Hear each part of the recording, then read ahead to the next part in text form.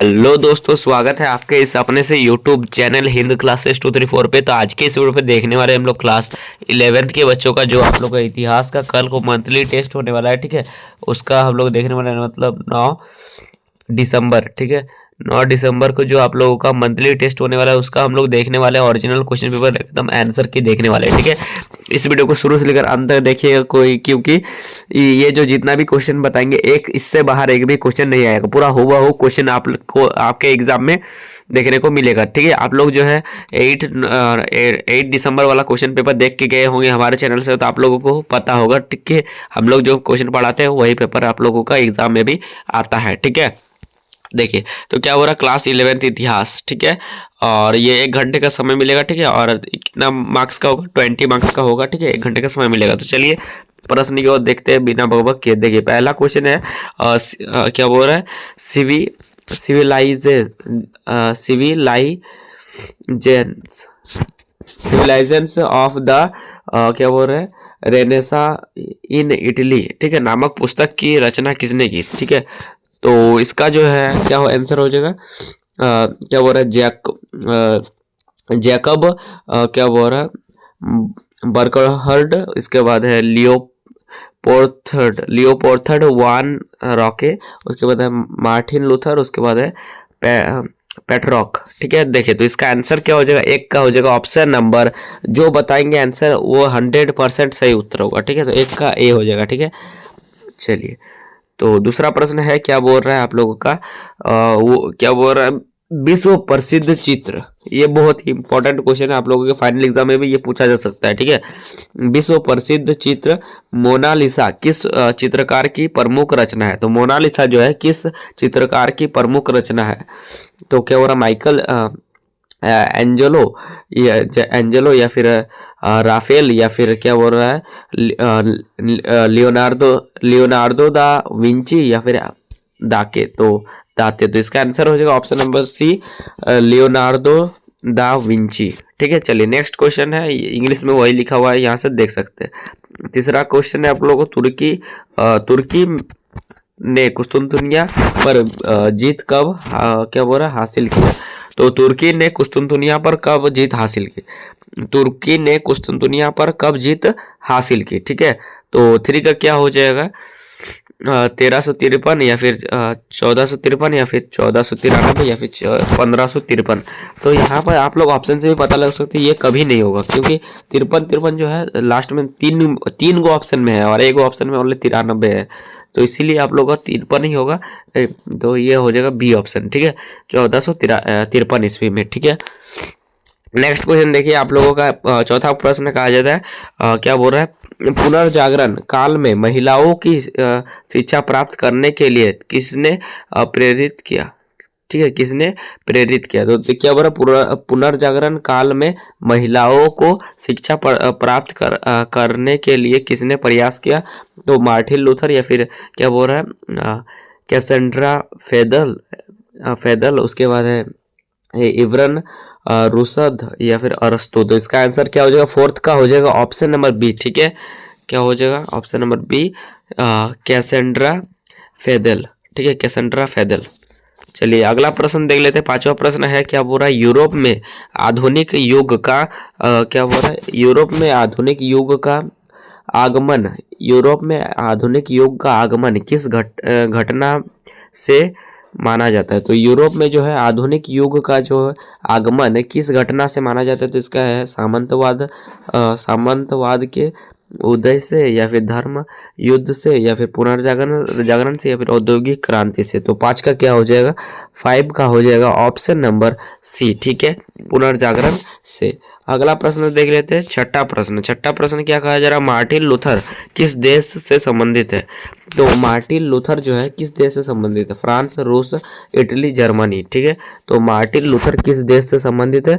तो छठा का हो जाएगा ऑप्शन नंबर क्या हो जाएगा, मार्टिन लूथर जो है ये जर्मनी से संबंधित है। ठीक है, option number D is the correct answer. ठीक है, अगला प्रश्न देख लेते हैं। अब देखेंगे हम लोग आप लोगों का सब्जेक्टिव क्वेश्चन। ठीक है, देखिए सब्जेक्टिव क्वेश्चन में प्रत्येक प्रश्न जो है 2 नंबर करके रहेगा, जो 4 प्रश्न रहेंगे लघुत्तरीय प्रश्न रहेगा वो। ठीक है, देखिए पहला क्वेश्चन है, पुनर्जागरण का शाब्दिक अर्थ क्या है? तो ठीक है, ये पहला क्वेश्चन है। उसके बाद है मानवतावाद से आप क्या समझते हैं? मानवतावाद से आप क्या समझते हैं? पुनर्जागरण के शाब्दिक अर्थ क्या है? और 9 नंबर क्वेश्चन है आप लोगों का, पुनर्जागरण काल के दो प्रमुख केवल पुनर्जागरण काल के दो प्रमुख चित्रकार एवं उसकी कृतियों का उल्लेख कीजिए। ठीक है, चलिए नेक्स्ट है आप लोगों का 10 नंबर क्वेश्चन। क्या बताया जा रहा है? सॉरी, 10 नंबर क्वेश्चन है आधुनिक युग के प्रमुख वैज्ञानिक एवं क्या बोल रहा है, उनकी उपलब्धियां का उल्लेख करें। ठीक है, देखिए ये सब जो है ये तीनों क्वेश्चन है, इसको देख लीजिए। ठीक है, ये सब का भी आंसर देखेंगे कुछ ही देर में। ठीक है, चलिए। और 11 12 क्या है, उन परिस्थितियों का उल्लेख करें जिनके कारण पुनर्जागरण हुआ। ठीक है, नेक्स्ट है पुनर्जागरण के प्रभाव और महत्व का वर्णन करें। चलिए, तो अभी 7 से आंसर देखना शुरू करते हैं। यही 7 नंबर क्वेश्चन था, पुनर्जागरण का शाब्दिक अर्थ क्या है? तो आंसर देखिए, पुनर्जागरण क्या होता है? पुनर्जागरण एक फ्रांसीसी शब्द है जिसका शाब्दिक अर्थ क्या होता है? पुनर्जन्म। ठीक है, पुनर्जागरण जो होता है इसका शाब्दिक अर्थ होता है पुनर्जन्म। ठीक है, पुनर्जन्म है यह क्या बोल रहा है, 14वीं से 17वीं शताब्दी तक यूरोप में स्त्रीय क्या बोल रहा, शास्त्रीय 14वीं से 17वीं शताब्दी तक यूरोप में शास्त्रीय शिक्षा काल और संस्कृति के क्या बोल रहे हैं, पुनरुत्थान को संदर्भित करता है। ठीक है, ये जो है 7 का पूरा आंसर है। आप लोग इसे एक बार देख लीजिए या फिर स्क्रीनशॉट मार लीजिए। चलिए अब 8वां प्रश्न को देखते हैं। देखिए 8वां प्रश्न है मानवतावाद से आप क्या समझते हैं? ठीक है, देखिए तो मानवतावाद, आंसर में मानवतावाद दिया गया है। देखिए मानवतावाद क्या होता है? मानवतावाद जो है पुनर्जागरण काल का एक दर्शन क्या बोल रहा, दर्शन तथा, ठीक है, मानवतावाद पुनर्जागरण काल का एक दर्शन तथा जो नागरिक जीवन में सक्रिय रूप से भाग लेने के लिए क्या हो रहा है, वाकपटुता और स्पष्टता के साथ बोलने और सीखने में सक्षम नागरिक वर्ग बनाने पर केंद्रित करता है। इससे प्राचीन यूनानी और रोमन संस्कृतियां के अध्ययन के माध्यम से काल क्या बोल रहा है, साहित्य और इतिहास को प्रेरित किया। ठीक है, ये जो है 8 का आंसर है। इसे एक बार स्क्रीनशॉट मार लीजिए। ठीक है, फटाक से। चलिए अब देखते हैं 9 नंबर क्वेश्चन को, उसका आंसर को। ठीक है, आंसर को भी देखेंगे 9 का। देखिए 9 नंबर क्वेश्चन है आप लोगों का, पुनर्जागरण काल के दो प्रमुख चित्रकार एवं उनकी क्या हो रहा है, कृतियों का उल्लेख कीजिए। देखिए तो क्या हो जाएगा, लियोनार्डो दा विंची। ठीक है, लियोनार्डो दा विंची और क्या हो रहा है, माइकल क्या हो रहा है, एंजेलो। ठीक है, माइकल एंजेलो। ये दोनों जो है, ये दोनों क्या है, पुनर्जागरण काल के दो प्रमुख चित्रकार है। ठीक है, लियोनार्डो दा विंची और माइकल एंजेलो। ठीक है, तो देखिए लियोनार्डो दा विंची के बारे में क्या बताया गया है। देखिए लियोनार्डो दा विंची, उनकी प्रसिद्ध कृतियां में मोनालिसा और द लास्ट सपर, ठीक है, द लास्ट सपर शामिल है। ठीक है, देखिए ये दोनों याद रखिएगा कि मोनालिसा जो है, मोनालिसा किसकी मतलब ये बहुत बार बार पूछा जाता है एग्जाम में, मोनालिसा किसकी जो है, किसने मोनालिसा के चित्रकार कौन है? तो ये हो जाता है लियोनार्डो दा विंची, ये भी याद रखिएगा। और दूसरा याद रखिएगा कि द लास्ट सपर के जो है किसकी जो है चित्रकार है, तो ये हो जाएगा लियोनार्डो दा विंची। ठीक है, और उसके बाद माइकल एंजेलो, ये जो है क्या है, वह जो है माइकल एंजेलो क्या हो रहा है, वह सेस्टिन चैपल की छत पर अपनी भक्ति चित्रों और डेविड की मूर्ति के लिए जाने जाते हैं। ठीक है, ये दोनों याद रखिएगा और स्क्रीनशॉट मार लीजिए आंसर को। ठीक है, देखिए ये है 9 का आंसर, स्क्रीनशॉट मार लीजिए फटाक से। चलिए अब देखेंगे 10 का। देखिए 10 नंबर क्वेश्चन है आधुनिक युग के प्रमुख वैज्ञानिक एवं उनकी उपलब्धियां का उल्लेख करें।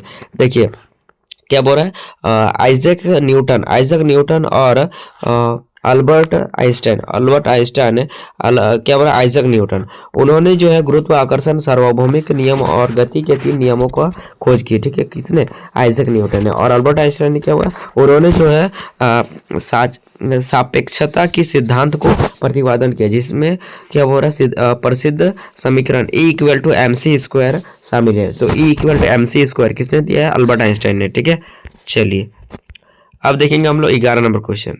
देखिए 11 नंबर क्वेश्चन है, उन परिस्थितियों का उल्लेख करें जिनके कारण पुनर्जागरण हुआ। तो आंसर देखिए क्या होगा, व्यापार का उदय, ठीक है, प्राचीन का क्या बोला, ज्ञान का पुनः खोज और पुरानी प्रणालियों का पतन, ठीक है, ये आंसर इस टाइप से है। देखिए इसको एक बार पढ़ लीजिएगा, ठीक है, एक बार या फिर स्क्रीनशॉट मार लीजिए। हम लोग अभी पढ़ नहीं रहे, हम लोग को क्योंकि आप लोगों का जो है जियोग्राफी का भी आंसर बताना है, ठीक है, तो इसीलिए वीडियो को यहीं पर एंड करेंगे, तो इसीलिए जल्दी जल्दी देख लीजिए, स्क्रीनशॉट मार लीजिए, ठीक है। उसके बाद देखिए ये जो है पॉइंट दिया गया, व्यापार का उदय और प्राचीन ज्ञान का क्या बोला, पुनः खोज, ठीक है, ये भी स्क्रीनशॉट मार लीजिए। और उसके बाद है पुराने प्रणालियों का पतन, ठीक है, ये भी यहाँ से स्क्रीनशॉट मार लीजिए। हम लोग पूरा एक बार एक साथ दिखा देंगे, ठीक है, ये रहा, ठीक है। चलिए तो एक साथ दिखा देते हैं, एक बार स्क्रीनशॉट मार लेंगे फटाक से। देखिए ये है पूरा, फटाक से स्क्रीनशॉट मार लीजिए। 11 का 12 का देखेंगे अब फटाक से। देखिए लास्ट क्वेश्चन 12 नंबर क्वेश्चन का आ जाए, पुनर्जागरण के प्रभाव एवं महत्व का वर्णन करें। देखिए तो क्या हो रहा है, अंधविश्वासों का अंत, वैज्ञानिक मान्यताओं का विकास और मानवतावाद पर जोर, ठीक है। देखिए पुनर्जागरण के मध्यकालीन युग का अंत किया और आधुनिक युग की शुरुआत की, क्या हो रहा है, इसने लोगों के जीवन में महत्वपूर्ण परिवर्तन लाए। तो देखिए क्या हो रहा है, अंधविश्वास और सामाजिक बुराइयों का अंत। देखिए पुराने अंधविश्वासों और सामाजिक बुराइयों का अंत हुआ और नए विचारों का महत्व मिलने लगा, ठीक है। और उसके बाद वैज्ञानिक मान्यताओं का विकास, वही क्या हो रहा है, इसने वैज्ञानिक क्रांति की नींव रखी, जिसमें लोगों ने दुनिया को तर्क और प्रयोगों के माध्यम से समझना शुरू किया, जिससे नए विचारों और वैज्ञानिक मान्यताओं का बहुत महत्व मिलने लगा, ठीक है। चलिए और ये जो है उसके बाद और पॉइंट है, मानवतावाद पर जोर, ठीक है, और शिक्षा पर नया रूप। ये देखिए पूरा आंसर, स्क्रीनशॉट मार लीजिए फटाक से, मार लिए स्क्रीनशॉट। चलिए आज के लिए इतना, फिर मिलता है नेक्स्ट वीडियो, तक के बाद जय हिंद जय भारत। और जो है जियोग्राफी का भी डालेंगे तो ठीक है, तो देख लीजिएगा जियोग्राफी का भी आंसर।